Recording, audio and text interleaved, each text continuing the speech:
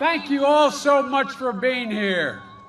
I tell you what, I do miss the opportunity to just wander in and shake hands with all of you, but we decided a while ago that we were going to try to be responsible and not be, I won't get into it, but just be responsible. And so thank you for wearing your mask, and thank you for the social distancing, and thank you for being here.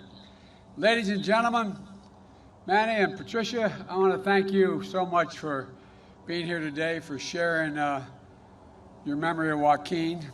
Folks, I know what it means to lose a child, and many of you do as well.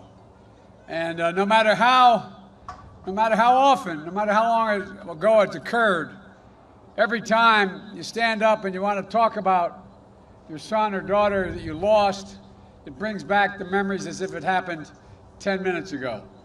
It takes a lot of courage to stand up and talk. And it's like you feel like you have a black hole has been ripped in the middle of your chest and you're being sucked into it. But you know, through your courage and the courage of the Parkland families, like my friend Corey Hickson and his mom Debbie and brother Tom, who are here today, and other students who led the march for our lives to take on the NRA and win. We're going to help us all turn tragedy into purpose. I want to thank you for your bravery. Thank you for your resolve. I want to thank all the speakers that went ahead of me, including the NBA stars joining us today. You know, I tell you what, the Miami Heat. You ever hear of the Miami Heat? I guess. Well, I'm allowed to say nice things about the Miami Heat, even though I come from Sixers country. I apologize for that. But I want to tell you, they made it to the finals full of grit and toughness.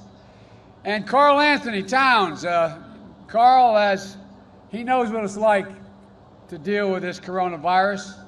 Karl and his dad lost their mom and wife back in April. And a lot of these families didn't have to lose anybody. And Matt Barnes, thank you very much for being here. As well as my friends, Congressman Ted Deutsch, thank you for the passport, Ted, into your district. I appreciate it. And my friend Debbie Wasserman Schultz. We've got to send them both back to the House of Representatives. We're going to increase the numbers in the House of Representatives. 5 days left, folks. Millions of Americans are already voting. Millions more are going to vote by the end of this week. And I believe when you use your power, the power to vote, you're going to change the course of this country for generations to come at home and abroad. This election is the most important one you've ever voted in, whether it's your first or 10th. Ladies and gentlemen, the heart and soul of this country is at stake. Right here in Florida, it's up to you. You hold the key. If Florida goes blue, it's over. It's over. Look, press has heard me say this a long time. Wall Street and CEOs didn't build this country. People standing out here in their automobiles, you're the ones that built this country. The middle class built this country, and unions built the middle class. You're the ones who are going to save the country now that you build it. In these final days, keep that sense of empowerment with you, that sense of optimism, of what we can do, what we will overcome. I've never been more optimistic about America or the American people than I am today. And on November the 3rd, we're going to unite this country and show the world who we really are.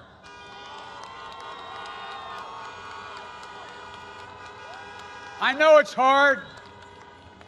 Over these past few months, there's been so much pain, so much suffering, so much loss. Over 225,000 dead Americans because of the negligence and the consequence of COVID. More than 16,000 here in Florida alone. As I said in April, Karl Anthony lost his mom. Millions of people out there are out of work, on the edge, can't see the light at the end of the tunnel, and Donald Trump has given up. Over the weekend, his White House Chief of Staff said, and I quote, "We're not going to control this pandemic."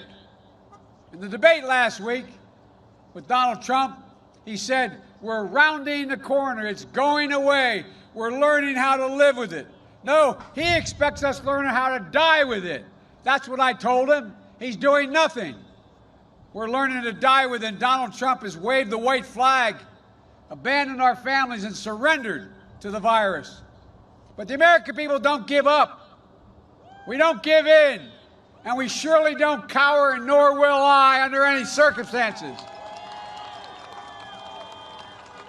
President Trump's super spreader events that he's spreading more virus around the country and here in Florida today. He's spreading division in addition, division and discord. We need a president who's going to bring us together, not pull us apart. I'll put in place a plan to deal with this pandemic responsibly. I've already done it. And bring this country together around testing, tracing, and masking. It's estimated by the leading doctors in America, including Trump's own director of the CDC and Dr. Fauci. They called for a mask mandate last week. If we just wore a mask over the next few months, we could save 100,000 projected deaths, 100,000 lives. We're expected to lose another 200,000 people between now and the end of this year if we do nothing. This is not a political statement. It's a patriotic duty, for God's sake. But still, Trump refuses to listen to the science. And we shouldn't be politicizing the race for a vaccine either. We should be planning its safe and equitable and free distribution, providing the funding for PPE, the mask, and everything we need to protect ourselves, setting a national standard for schools and businesses to reopen, bringing together Republicans and Democrats to deliver the economic relief that's already been passed in the House of Representatives, for working families, the unemployed, for schools, for businesses, allowing you to stay in your home, but you don't have the money for rent, allowing you to stay in your home. 20 million people are on the cliff of losing their home for next month's mortgage payment. I've said it before. I'm not going to shut down the economy. I'm not going to shut down the country, but I'm going to shut down the virus. Look, when Barack and I left office, we left Donald Trump a strong economy, stronger than the one he handled. And just like everything else he inherited, he blew it. Now he's squandering that economy like he squandered everything else. But we can build back, and we can build back better with an economy that begins to reward work, not wealth. We can do it without raising taxes on a single person making less than $400,000 a year. I promise you that, my word. But if you make $400,000 and above, you're going to start paying your fair share. Ladies and gentlemen, all we're going to ask is the wealthiest among us and the major corporations just begin to pay their fair share. 91 of the Fortune 500 companies pay zero in taxes after making billions of dollars. They have to pay a minimum tax. Let's look. Why should a firefighter, an educator, why should a nurse pay a higher tax rate than the super wealthy? Why should you pay more taxes than Donald Trump pays?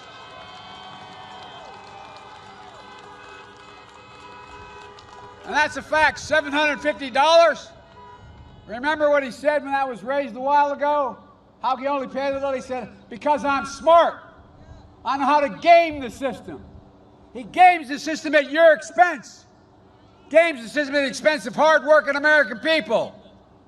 We're going to deliver tax relief for working families in the middle class. We're going to help people buy their first home, pay for their health care premiums, and for child care. We're going to care for the aging and loved ones. We're going to make sure you can wipe out your college debt as well.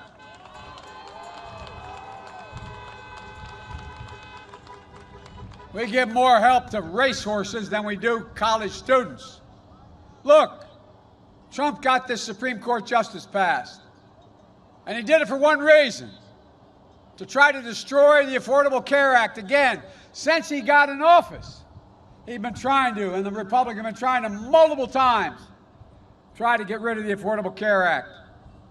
But if they get their way, this time, 100 million Americans will lose their protection for pre-existing conditions if you have asthma, diabetes, any pre-existing condition, they can charge you so much you can't afford anything, including 8.4 million Floridians who have pre-existing conditions are now covered.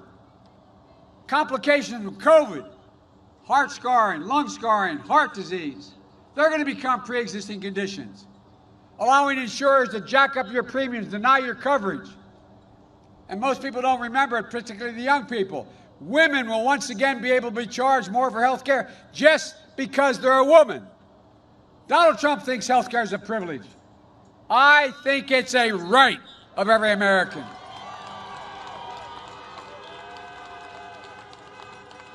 If you all get out and vote, we'll not only restore Obamacare, we're going to strengthen it and build on it. The Biden plan is going to make sure if you have private insurance, you want to keep it, you can keep it. But if you also have an option under my plan to have a Medicare-like option, a public option. We're going to increase subsidies for lower premiums and deductibles, out-of-pocket spending. We're going to reduce, and we are going to reduce prescription drug prices, the experts acknowledge, by 60%. Folks, we're going to make sure we keep preconditions and protections for people with those conditions. We're going to protect Social Security and Medicare. Meanwhile, the Social Security actuary says the plan that Trump says he wants to institute if he's reelected would bankrupt security by the year 2023. Ladies and gentlemen, people paid into that for their entire careers. Go home and tell that to your parents and grandparents. It will not happen on Biden's watch. Folks, we need to vote for the legacy of Ruth Bader Ginsburg. She was proof that courage, conviction, and moral clarity can change the world without being vicious and mean. She and Justice Scalia disagreed on everything, but they were friends. They disagreed. We got to get back to that. Politics has become so ugly and mean and disruptive. But we can be the voices for justice in her name. We have to make our voices heard. You have to vote. You have to vote because while Donald Trump fails to condemn white supremacy, we can deliver on racial justice. Donald Trump, he doesn't believe there's any such thing as systemic racism as a problem. He won't even say Black Lives Matter. Well, you know and I know Black lives do matter, and so do others. That's why this season of protest has broken out all across the nation. Let me make it clear. Protesting is not burning, it's not looting, it's not violence, and must never be tolerated, and it won't. But these protesters are a cry for justice from communities that have long had the knee of injustice on their neck. The names George Floyd and Breonna Taylor, Jacob Blake, I've met all their families. They're not soon going to be forgotten. Not by me, not by us, and not by this country.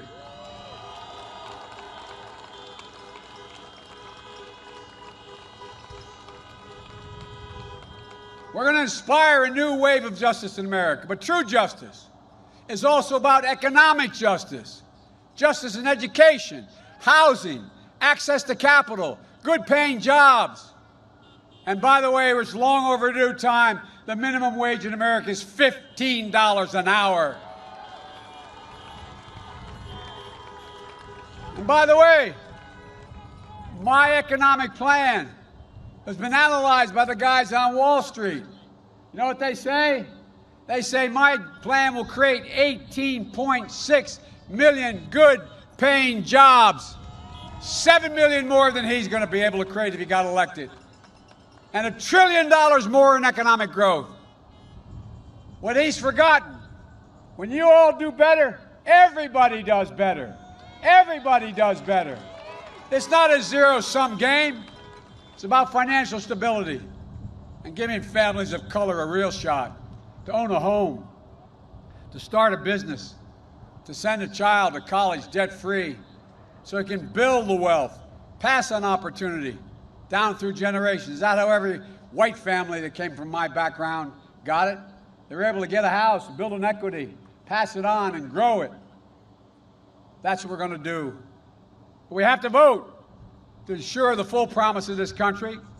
We have to vote for a new Cuba policy as well.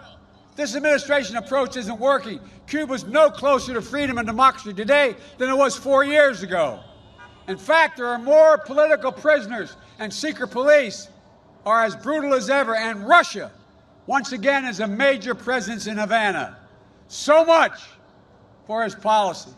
President Trump can't advance democracy and human rights for the Cuban people or the Venezuelan people, for that matter, when he has embraced so many autocrats around the world, starting with Vladimir Putin and Kim Jong-un of North Korea. Trump is the worst possible standard bearer for democracy in places like Cuba, Venezuela, North Korea. For my entire career, I stood for democracy and human rights, for freedom of the press, assembly, freedom of religion, and against dictators, whether they're left or right. Folks, it's unconscionable that the Trump administration says it cares so much are deporting hundreds of Cubans and Venezuelans back to their dictatorships. Trump loves to talk, but he doesn't care about Cuban and Venezuelan people.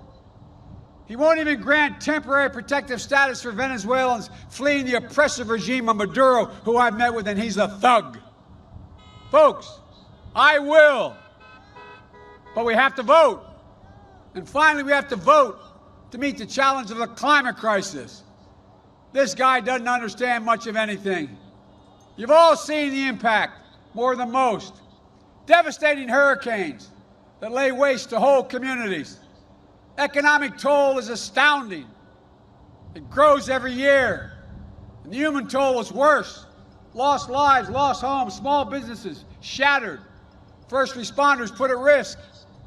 When you talk about global warming, Donald Trump thinks hoax. Well, then he says we should, by the way, do you know this is the guy who is the stable genius? Remember, he's the guy that said our problem in the Revolutionary War, we didn't have enough airports. God's truth. He's also the guy when he talked about how many bad hurricanes are coming across the warm waters of the Atlantic from Africa. He said maybe we should nuke them. And also, by the way, you know, windmills cause cancer, according to him. Look, what's this guy talking about? But we know that we've got to do something about it.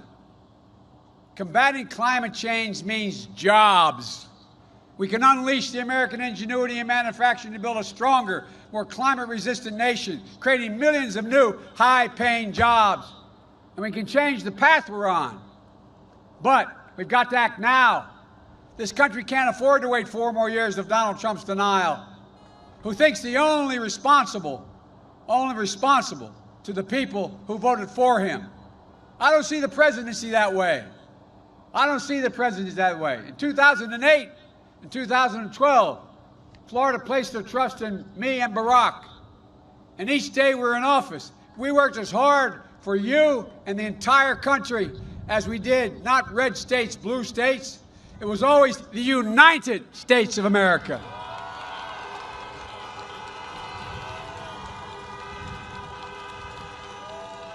Folks, I was reminded of that earlier this month when I visited the sacred grounds of Gettysburg. Abraham Lincoln taught us that we need to unite our nation, that a house divided cannot stand. And I was reminded of it earlier this week when I went to Warm Springs, Georgia, reflecting on FDR taught us about the need to heal the nation. I'm running as a proud Democrat, but I'll govern as an American president to unite and to heal. I'll work as hard for those who didn't support me as those who do. That's the job of the president, a duty of caring for everyone. And you too have a sacred duty, if I may say, and that's to vote. It matters. Florida matters. In these final days, stay empowered, stay optimistic, stay united, make a plan and vote, and help get out the vote. Visit iwillvote.com/FL. Return your ballot today if you haven't done it so far. Or you can get to vote early in person through November 1st. but you've got to get out and vote and make sure everyone you know votes as well. Folks, there's nothing we cannot do, from beating the NRA to restoring rationality in the climate. I'll never forget what President Kennedy said when he promised to send us to the moon in his speech. He said, "We're doing it because we refuse to postpone." That's what Americans do. We refuse to postpone what is needed. I refuse to postpone the work America must do now. There's nothing, this is not hyperbole, there is nothing beyond the capacity of the United States of America. There's no limit to America's future. We're the only country, every crisis we've inherited, we've come out of it stronger than we went in it, because this is the United States of America. And the only thing that can tear us apart is America itself. A president like Trump who appeals to our fears, a president who pours gasoline in every flame he can find, a person who knows the only way he can win is if he divides us on race, nationality, national origin, gender. Look, everybody knows who Donald Trump is. We got to show him who we are. Article today in the press. I want to read a quote from it. It says, "Never before in modern presidential politics has a candidate been so reliant on wide-scale efforts to depress the vote than Trump. He knows if you vote, he can't win. Why do you think they're spending so much time keeping black folks and brown folks and poor folks from being able to vote? Why making it so hard? Because he knows when America votes, they reject people like him. We choose hope over fear. We choose unity over division. And we choose science over fiction. And yes, we choose truth over lies. So, folks, it's time to stand up, take back our democracy. We can do this. We can be better than what we've been. We can be who we are at our best. As I said, the United States of America. There's nothing beyond our capacity, I promise you. I promise you. And I promise you, if you elect me, when I'm wrong, I'll acknowledge it. I'll take responsibility. But I tell you what, I'm going to unite this country, and we're going to move like we haven't in a long time. God bless you all, and may God protect our troops. Thank you, thank you, thank you.